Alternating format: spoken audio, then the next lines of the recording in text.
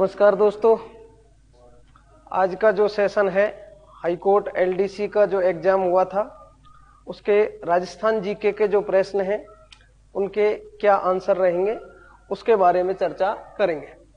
पहला जो प्रश्न है यहाँ, गणतंत्र दिवस को नई दिल्ली में हुए समारोह में मुख्य अतिथि कौन थे। थोड़ा सा इसको बड़ा कर लेते हैं। गणतंत्र दिवस जो हुआ था अपना मनाया गया, उसमें 26/1/2023 को नई दिल्ली में जो समारोह हुआ था उसमें मुख्य अतिथि के रूप में कौन आए थे। मिस्र के थे राष्ट्रपति अब्देल फतेह अल सीसी, इनको बुलाया गया था। भारत ने भी अपना 75वां क्या मनाया था, आजादी का अमृत महोत्सव मनाया था और मिस्र के साथ भी भारत के 75 वर्ष के संबंध पूरे हुए थे। इस उपलक्ष्य में मिस्र के राष्ट्रपति अब्दुल फतेह अल सीसी को बुलाया गया था।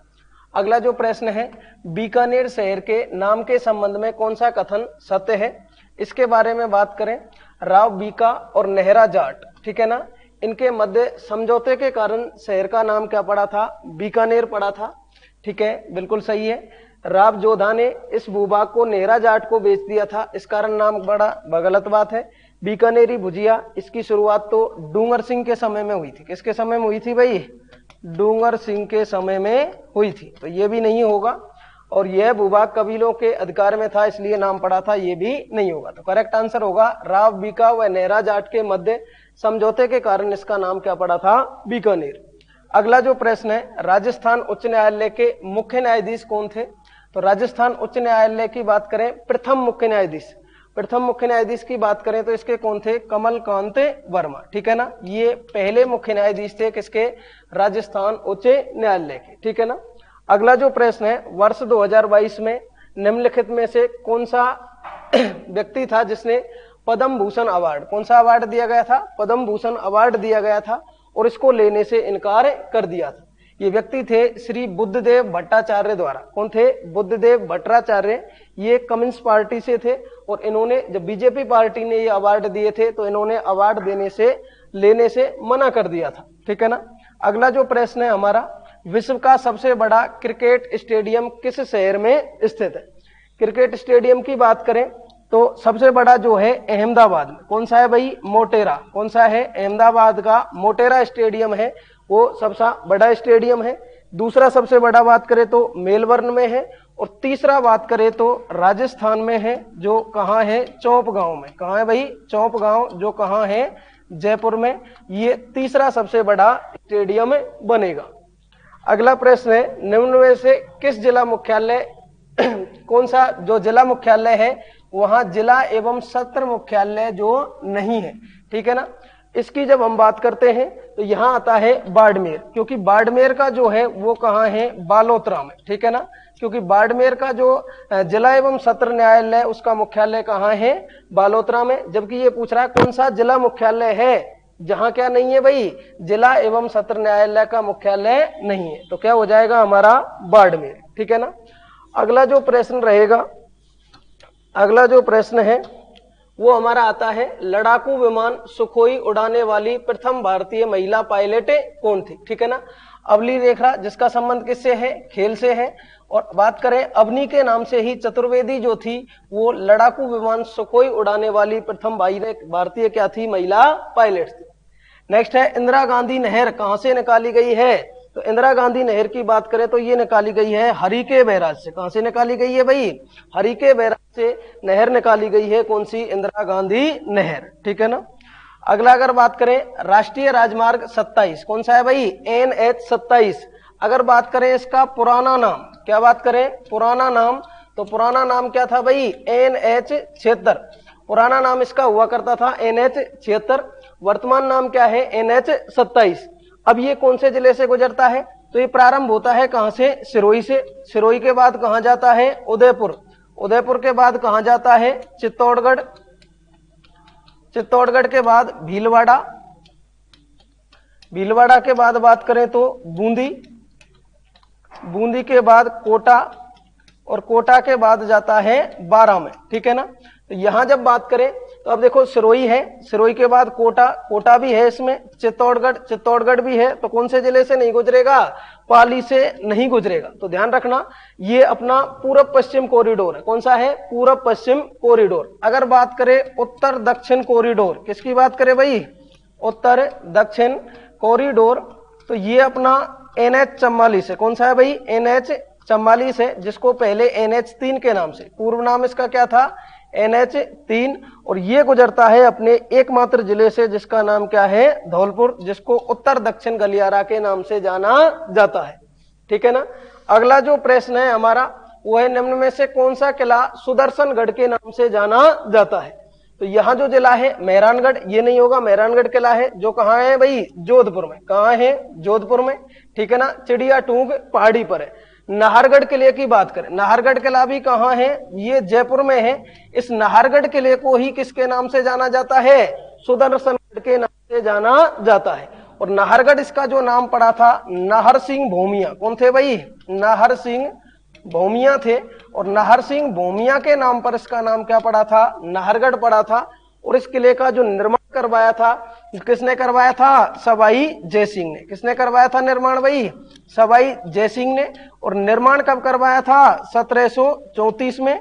किससे बचने के लिए? मराठों के आक्रमण से बचने के लिए। ठीक है ना। तो मराठों के आक्रमण से बचने हेतु 1734 में किसने निर्माण करवाया भाई? तो निर्माण करवाया था किसने? सवाई जयसिंह ने। अगला है गोरा बादल। गोरा बादल की बात करें तो संबंध किससे है? तो चित्तौड़गढ़ के शासक थे कौन? रावल रतन सिंह। और रतन सिंह की पत्नी कौन थी? रानी पद्मिनी। और पद्मिनी के कौन थे भाई? चाचा और भाई। कौन थे भाई? चाचा और भाई थे, जिनका नाम क्या था भाई? उनका नाम था गोरा बादल, जो चित्तौड़गढ़ के पहले साके के समय क्या करते हुए? अलाउद्दीन खिलजी से लड़ते हुए वीरगति को प्राप्त हुए थे। अगला जो प्रश्न है हमारा, आंसर हो जाएगा रावल रतन सिंह और रानी पद्मिनी। अगला प्रश्न है 56 का मैदान। 56 के मैदान की बात करें तो यहां अपना आता है प्रतापगढ़। कौन सा जिला आता है भाई? प्रतापगढ़। और कौन सा आता है? बांसवाड़ा। यानी कि प्रतापगढ़ और बांसवाड़ा जिलों का माही नदी के किनारे का वह भूभाग जहां 56 गांवों या 56 नदी नालों का समूह पाया जाता है, उसको क्या कहते हैं? 56 का मैदान। तो नदी पूछ रहा है, कौन सी नदी होगी? माही नदी। वैसे अगर 56 का मैदान पूछे, 56 की पहाड़ी पूछे, क्या पूछे भाई? 56 की पहाड़ी अगर पूछता है तो ये कहाँ है? बाड़मेर में। कहाँ पड़ती है भाई? बाड़मेर में। और 56 पर्वत अगर पूछे तो ये अपना कहाँ पड़ता है? उदयपुर में। कौन से जिले में है भाई? उदयपुर जिले में इसका विस्तार पाया जाता है। अगला जो प्रश्न है वो अपना प्रश्न है, फीफा वर्ल्ड कप जो है कतर 2022 का फाइनल किन देशों के मध्य हुआ था? तो इसमें दो टीमें थी फाइनल में, एक अर्जेंटीना थी और एक कौन थी? फ्रांस। और इसमें जो विजय हुई थी वो टीम कौन सी थी? तो विजेता जो टीम थी वो कौन सी थी? अर्जेंटीना ने इसको जीता था। ठीक है ना। गंगा यमुना नदी का संगम निम्न में से किस स्थान पर होता है? तो गंगा और यमुना नदियों के संगम की बात करें तो इनका संगम होता है कहाँ? प्रयागराज में। कहाँ होता है भाई? प्रयागराज। और प्रयागराज को पहले किस नाम से जानते थे? किसके नाम से जानते थे? इलाहाबाद। वर्तमान में इसका नाम क्या कर दिया गया है? प्रयागराज कर दिया गया है। और अपना कुंभ का जो आयोजन होता है वो एक स्थान पर आयोजित भी होता है, कहाँ? प्रयागराज में होता है। बागौर सभ्यता किस नदी से किनारे स्थित है? बागौर सभ्यता की बात करें तो कहाँ है भाई? भीलवाड़ा में। कौन से जिले में है? भीलवाड़ा में। और यहाँ नदी बहती है कौन सी? कोठारी नदी। कौन सी नदी है भाई? कोठारी नदी के किनारे। व्यक्ति है कौन? VN मिश्र। और मिश्र महोदय ने इसकी क्या की थी भाई? खोज की थी। इसके उत्खननकर्ता खोजकर्ता जो माने जाते हैं VN मिश्र माने जाते हैं। ठीक है ना। तो नदी पूछे तो कौन सी है? कोठारी नदी। और अगर बात करें पशुपालन के अवशेष, क्या है? प्राचीनतम पशुपालन के अवशेष तो कहां से मिले हैं? बागौर सभ्यता से मिले हैं। और इसको महासतियों का टीला भी कहा जाता है। आयड नदी की बात करें, आयड नदी के किनारे कौन सी सभ्यता विकसित हुई है भाई हमारी? तो आहड़ सभ्यता। कौन सी है? आयड नदी के किनारे हमारी आहड़ सभ्यता क्या हुई है? विकसित हुई है। कौन सी सभ्यता है भाई? यहाँ आहड़ सभ्यता जो है उदयपुर में आयड नदी के किनारे है। एक बालाथल सभ्यता है वो भी आयड नदी के किनारे है। बनास नदी के किनारे की अगर बात करें तो यहाँ बनास के क्षेत्र में ही आहड़ सभ्यता के भी अवशेष हमको मिलते हैं। कांतली नदी की बात करें तो गणेश्वर सभ्यता। कौन सी सभ्यता है भाई? गणेश्वर सभ्यता।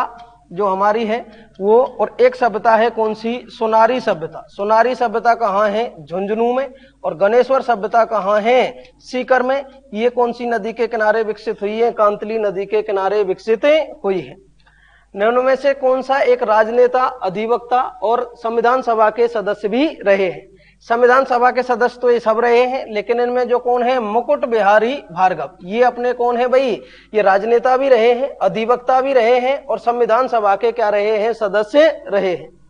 नेक्स्ट बात करें, नामीबिया से लाए गए चीतों को भारत के किस राष्ट्रीय उद्यान में रखा गया। तो आपको पता होगा हाल ही में प्रधानमंत्री श्री नरेंद्र मोदी ने क्या मंगाए थे भाई, चीते मंगवाए, और उनको कहां रखा गया था, कूनो। और कूनो कहां है, मध्य प्रदेश में, यहां इनको रखा गया था।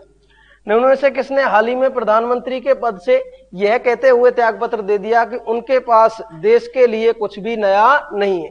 देखो कोई भी हो, सत्ता का भूत सब पे सवार होता है और कोई भी अपने पद से ऐसे इस्तीफा नहीं देता। फिर भी बहुत बड़ा काम किया किसने, ये थी जैसिंडा अर्डन। ये कहाँ की थी भाई, न्यूजीलैंड से। कहां से संबंधित थी, न्यूजीलैंड से। और इन्होंने ये कहते हुए अपने पद से त्यागपत्र दे दिया कि उनके पास देश के लिए कुछ भी नया नहीं है। इसने कहा अगली बार चुनाव में फिर भाग्य आजमाएंगे और अगली बार हम कुछ देश के लिए नया लेके आएंगे, ठीक है ना। हालांकि कुछ इसमें बोरिस जॉनसन भी बताएंगे। बोरिस जॉनसन पहले थे, लेकिन इसमें सवाल में पूछा है हाल ही में प्रधानमंत्री पद से, तो हाल ही की बात करें तो कौन है, जैसिंडा अर्डर्न, ठीक है ना। अगला बात करें, पर्यटक स्थल, उनके स्थान का असंगत मेल बताइए, यानी कि निम्न में से कौन सा असंगत है। सिलिसेट झील जो है अलवर में है, बिल्कुल सही है।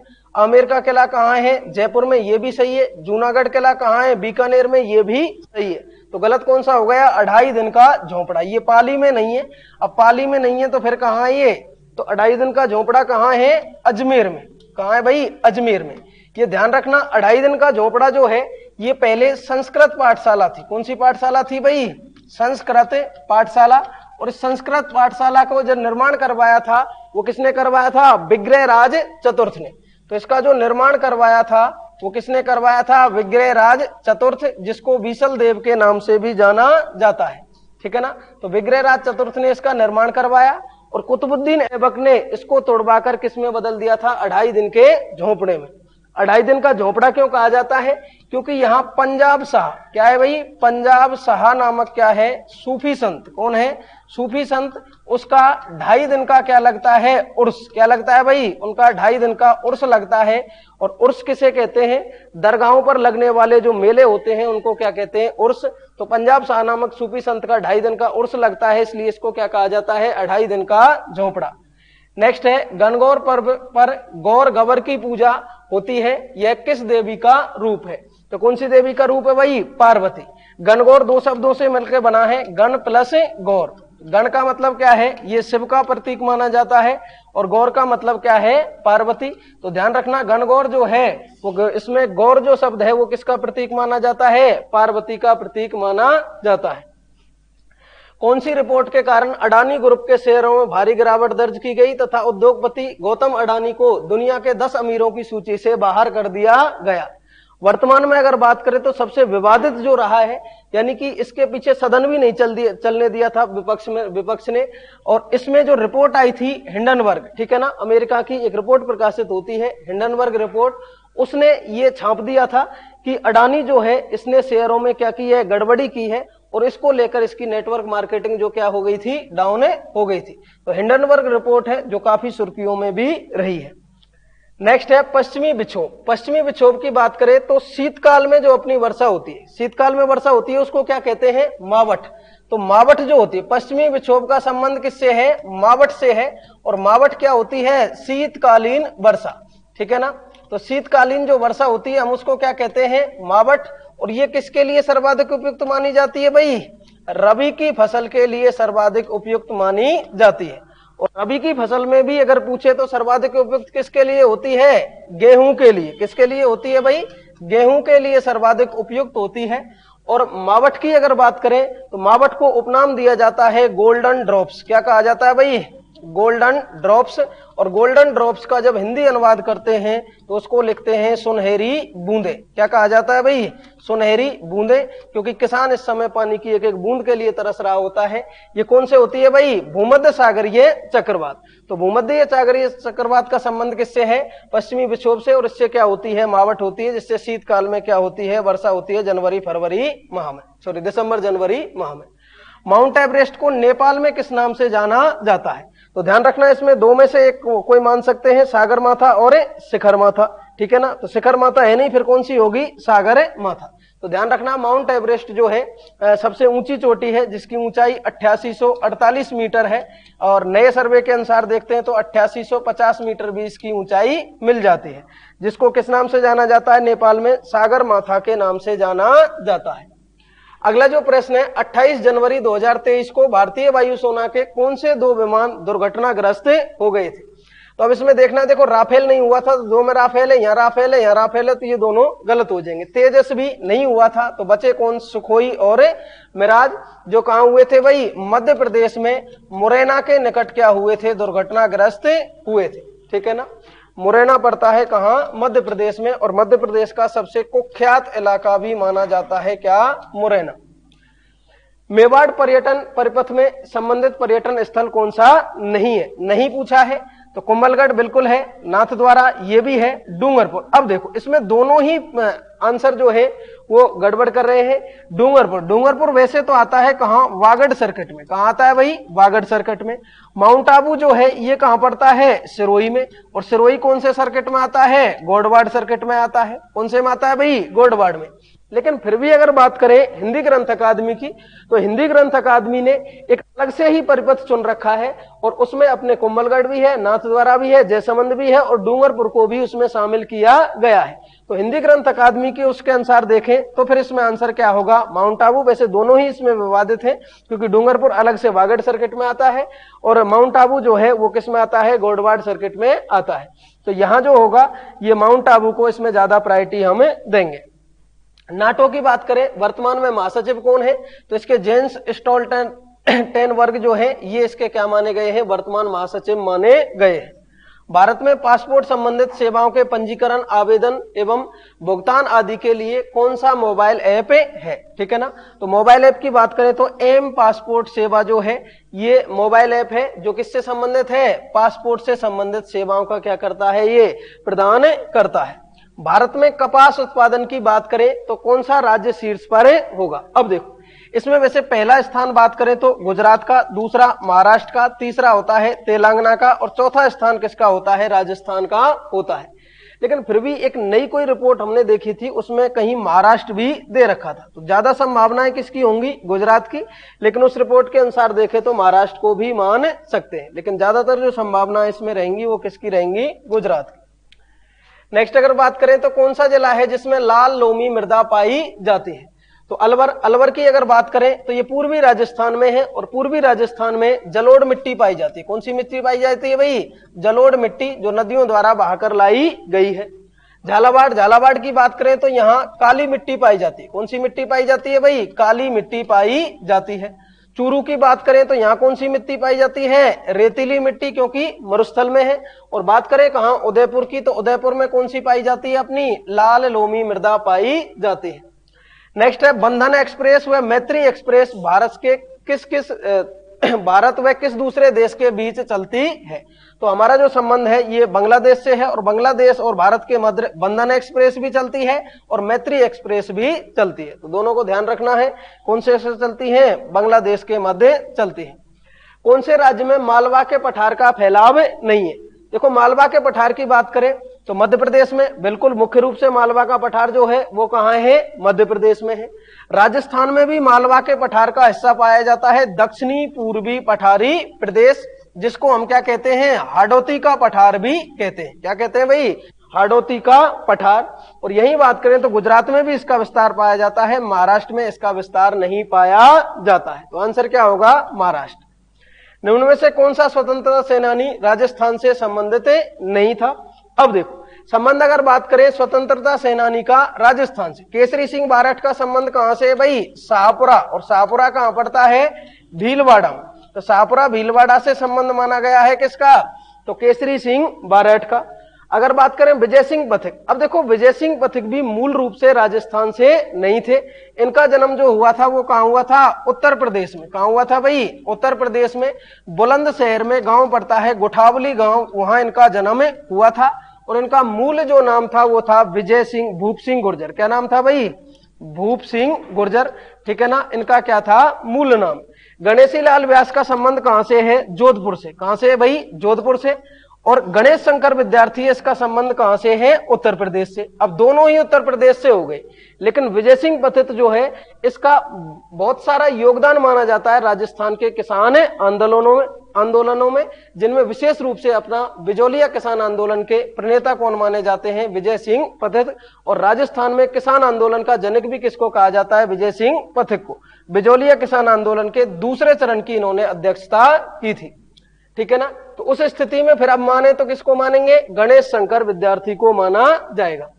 वर्तमान में राज्यसभा के अध्यक्ष कौन है। अब देखो केंद्र में राज्यसभा और लोकसभा दोनों के ही अध्यक्ष हमारे राजस्थान से हैं, जिनमें अगर बात करें जगदीप धनखड़। जगदीप धनखड़ कौन है, हमारे उपराष्ट्रपति, हाल ही में बने भाई उपराष्ट्रपति। और वो उपराष्ट्रपति कौन बने हैं, जगदीप धनखड़। ओम बिड़ला की बात करें तो ये लोकसभा अध्यक्ष है। क्या है भाई, लोकसभा के अध्यक्ष माने जाते हैं ओम बिड़ला। लोकसभा अध्यक्ष कौन है, ओम बिड़ला। और उपराष्ट्रपति कौन है, जगदीप धनखड़। अब आप कहेंगे साहब यहां तो राज्यसभा अध्यक्ष पूछा है, जो राज्यसभा जो है उसका सभापति जो होता है या अध्यक्ष जो होता है वो कौन होता है, उपराष्ट्रपति होता है। इसलिए यहां उत्तर क्या माना जाएगा, जगदीप सिंह धनखड़ को माना जाएगा, जिसका संबंध अपने राजस्थान से माना जाता है, झुंझुनू से संबंधित थे, ठीक है ना। ओम बिड़ला जो है ये कोटा बूंदी से इनका निर्वाचन क्षेत्र माना जाता है। राजीव गांधी ग्रामीण ओलंपिक का शुभारंभ कब हुआ था भाई, 2022 में। और 2022 में बात करें तो 29 अगस्त को हम क्या मनाते हैं, खेल दिवस। इसका क्या हुआ था शुभारंभ। और शुभारंभ कहां से हुआ था भाई, पाल गांव में पशु मेला आयोजित हुआ था। वहां से किसने किया था, हमारे सीएम। और सीएम कौन थे, मुख्यमंत्री अशोक गहलोत थे, नहीं है। और इसका जो शुभंकर माना है वो शुभंकर किसको माना गया था, शेरू को। इसमें कितने खेल शामिल थे, 6 खेल इसमें शामिल थे और विजेता इसमें हनुमानगढ़ रही थी, ठीक है ना। नेक्स्ट जो है सूची दी गई है, इसका क्या करना है, मिलान करना है आपस में। सीमेंट के कुछ कारखाने दे रखे हैं और सामने क्या दे रखे हैं, जिले दे रखे, ठीक है। एसीसी की बात करें, एसीसी का जो कारखाना है वो कहां है, बूंदी में। कहां है भाई, बूंदी में। अगर बात करें श्री सीमेंट तो कहां है, अजमेर में। अगर बात करें अल्ट्राटेक तो अल्ट्राटेक कहां है, चित्तौड़गढ़ में। और जेके सीमेंट जो है वो अपना कहां है, सिरोही में। तो उस हिसाब से अपना हो जाएगा कौन सा, घे गे के और खे, इसका क्या हो जाएगा, आंसर हो जाएगा मुगल गार्डन। अब देखो बड़ा इंपॉर्टेंट प्रश्न है और ये हमने टेलीग्राम ग्रुप में भी डाला था। मुगल गार्डन का नाम हाल ही में अमृत उद्यान किया गया है, ये कहां पर स्थित है। तो मुगल गार्डन की बात करें तो ये कहां है, राष्ट्रपति भवन में स्थित है। और 29 जनवरी को इसका जो नाम है वो क्या कर दिया था, मुगल गार्डन से बदलकर क्या कर दिया था, अमृत उद्यान कर दिया था, द्रौपदी मुर्मू और प्रधानमंत्री नरेंद्र मोदी द्वारा। विश्व का सबसे लंबा रिवर क्रूज कौन सा है, तो ये आपको पता होना चाहिए, गंगा विलास क्रूज। कौन सा है भाई, गंगा विलास क्रूज जो है ये भारत और बांग्लादेश के मध्य लगभग 27 नदियों को क्रॉस करके जाता है, जिसका नाम है गंगा विलास क्रूज। जिसका संबंध किससे माना जाता है भाई, किससे माना जाता है, विश्व के सबसे लंबे रिवर क्रूज से माना जाता है। स्वामी दयानंद सरस्वती राजस्थान में सर्वप्रथम कहां आए थे। अब देखो स्वामी दयानंद सरस्वती सबसे पहले आए थे कहां, करौली में। कहां आए थे भाई, करौली में। ये उदयपुर में भी आए थे, कहां आए थे, उदयपुर में। और उदयपुर में इन्होंने सत्यार्थ प्रकाश लिखा था। क्या लिखा था भाई, उदयपुर में इन्होंने बुक लिखी थी और बुक का नाम क्या है, सत्यार्थ प्रकाश। इनसे मिले थे कौन, अपने जो भील आंदोलन का प्रणेता जो रहे गोविंद गिरी मिले थे। कौन मिले थे भाई, गोविंद गिरी भी इनसे मिले थे और इनसे क्या ली थी, उन्होंने प्रेरणा ली थी, ठीक है ना। तो करौली में आए, उदयपुर में भी आए और यहां से बाद में ये चले गए थे कहां, जोधपुर। कहां चले गए थे भाई, जोधपुर के जसवंत सिंह ने इनको बुलाया। और जोधपुर में कहां बुलाया था, राई का बाग पैलेस। कहां बुलाया था भाई, राई का बाग पैलेस में इनको बुलाया था। और वहां जसवंत सिंह की दासी थी जिनका नाम था नन्ही जान। क्या नाम था भाई, नन्ही जान।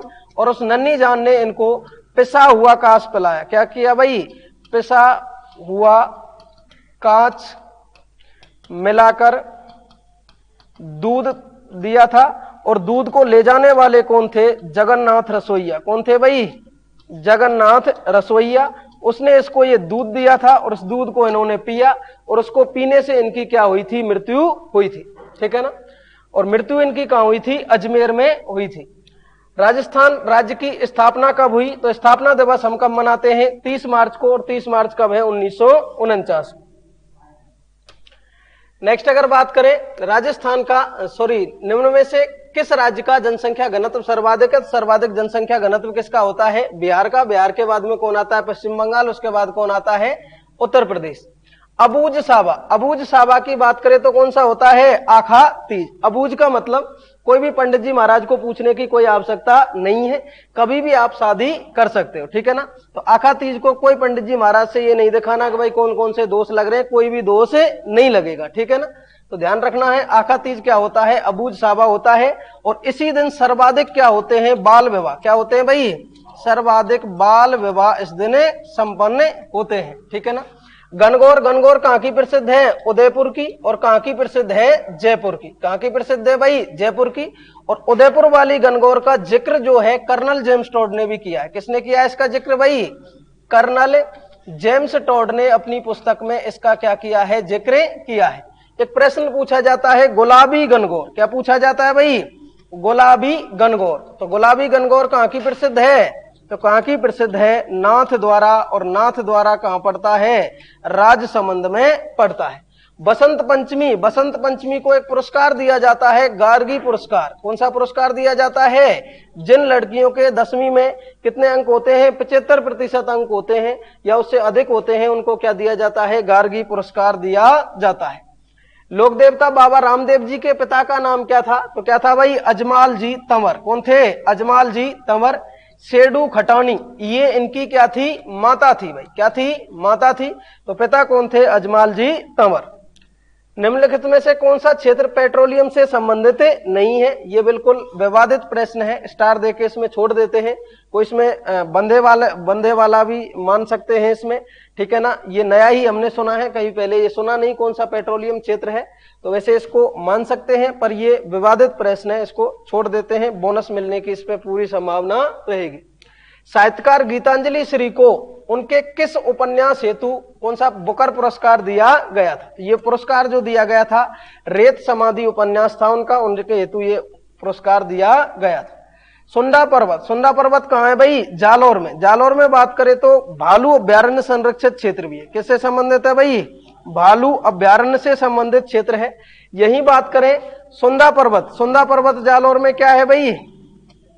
सुंदा माता का मंदिर भी है, जहां राजस्थान का पहला रोपवे क्या संचालित है भाई? राजस्थान का फर्स्ट रोपवे, रज्जू मार्ग जिसको हम कहते हैं, वो कहां संचालित है भाई? जालौर में संचालित है, सुंदा पर्वत जालौर में। ठीक है ना। और बात करें किस जिले की प्रशंसा में निम्न दोहा प्रचलित है? गढ़ दिल्ली गढ़ आगरो, अदरगढ़ बीकानेर, भलो चनायो भाटिया, सिरे तो जैसलमेर। अब देखो प्रश्न में ही उत्तर दे रखा है आपको, जैसलमेर या बीकानेर, किसको चुने? इसमें कहा है सिरे तो जैसलमेर, यानी कि श्रेष्ठ कौन सा है? जैसलमेर। अब प्रशंसा की गई है तो किसी की श्रेष्ठ की गई होगी, क्योंकि बीकानेर को तो अधगढ़ कहा गया। क्या कहा गया है? यानी कि ये पूरा गढ़ नहीं है, कैसा है? आधा गढ़। तो इसमें कहा है कि प्रशंसा में, तो प्रशंसा किसमें की गई है? श्रेष्ठ बताया है किसको? जैसलमेर को। तो कौन सा किला होगा भाई? सोनारगढ़ किला। कौन सा? जैसलमेर।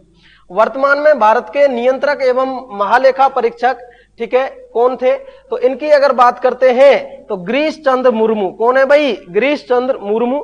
और ये इससे पहले क्या थे भाई? पहले ये जम्मू कश्मीर में क्या थे भाई? जम्मू कश्मीर में क्या थे? उपराज्यपाल। क्या थे भाई? उपराज्यपाल के पद पर पदासीन थे। ठीक है ना। कौन सा राजस्थान में विलय? 1 नवंबर 1956, यानी कि राजस्थान का जब विलय एकीकरण पूर्ण हुआ था उस दिन कौन सा क्षेत्र था जिसको राजस्थान में शामिल किया गया? तो कौन था भाई? अजमेर मेरवाड़ा। कौन था भाई? अजमेर मेरवाड़ा को शामिल किया गया था।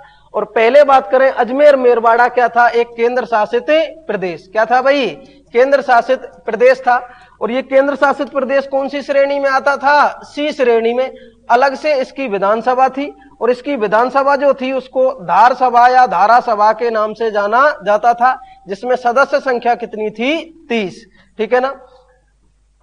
निम्न में से कौन सा जिला है जो 4 राज्यों की सीमा को छूता है? तो वो जिला होता है सोनभद्र, और सोनभद्र कहां पड़ता है? उत्तर प्रदेश में। कहां पड़ता है भाई? उत्तर प्रदेश में, क्योंकि सवाई माधोपुर ये तो एक राज्य को स्पर्श करता है, बांसवाड़ा 2 राज्यों को स्पर्श करता है, चंडीगढ़ 3 राज्यों को स्पर्श करता है, सबसे ज्यादा स्पर्श करता है सोनभद्र उत्तर प्रदेश का। अंडमान निकोबार द्वीप समूह के 21 बड़े अनाम द्वीपों का नामकरण। देखो पहले इन द्वीपों का कोई नाम नहीं होता था और इनका नामकरण किया गया है परमवीर चक्र विजेता। ठीक है, एक कौन थे? पीरू सिंह झुंझुनू के, और एक कौन थे? शैतान सिंह, ठीक है, मेजर। इनके नाम पर ये दोनों को क्या मिला हुआ है? परमवीर चक्र मिला हुआ है, और इनके नाम पर अंडमान निकोबार के 21 द्वीपों को क्या नामकरण इनके नाम पर किया गया है। तो ये अपना पेपर रहा जो राजस्थान जीके से संबंधित है। अब अगर इस पेपर की बात करें तो कितने प्रश्न इसमें ऐसे हैं जो प्रश्न अपने नॉर्मल वे में हो सकते हैं? तो लगभग 35 प्रश्न इसमें ऐसे हैं, ठीक है ना। लगभग बात करें तो 35 प्रश्न अपने ऐसे हैं जिनको नॉर्मली बच्चों ने अटेम्प्ट किया होगा। और अगर बात करें अच्छे लेवल से जिन्होंने तैयारी की है तो लगभग हम मान सकते हैं 40 प्रश्न। 40 प्रश्न प्लस में कितने मान सकते हैं? 2 प्रश्न और मान सकते हैं, यानी कि इस पेपर में 40 प्लस प्रश्न जिन बच्चों ने किए हैं वो बच्चे अच्छी रेस में रहेंगे। तो 40 प्रश्न तो आपको मिनिमम इसमें अटेम्प्ट करने ही होंगे, तो ही आप अच्छी रेस में शामिल हो सकते हैं, ठीक है ना। तो ये पेपर था हमारा कौन? हाई कोर्ट एलडीसी का, जिसमें राजस्थान जीके से संबंधित प्रश्नों को हमने देखा था। अब आप इनको मिला के देख लीजिए क्या आपका स्कोर रहता है। धन्यवाद।